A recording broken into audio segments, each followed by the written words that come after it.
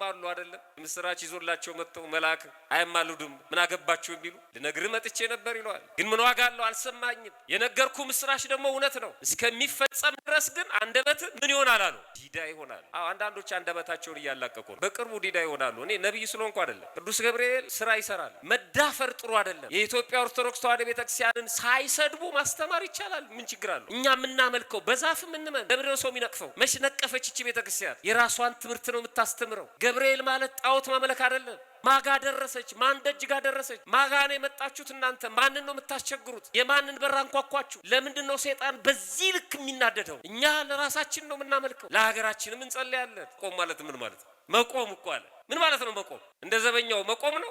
ዘበኛው መቆም ራሱ መቆም ብቻ አይደለም። መቆም ማለት ምን ማለት ነው? ለጠበቃው መከራከር፣ መሟገት፣ ማስፈረድ፣ ማስወሰድ ባለሟልነት ነው። ዳኛው ያቀኛል፣ ህጉ ያቀኛል፣ ፍርድ ቤቱ ያቀኛል። እኔ ብናገር ያምርብኛል እያለ እኮ ነው ጠበቃው። በደንብ ነው የምናገርልህ ተፈቅዶልኛል እያለ ነው።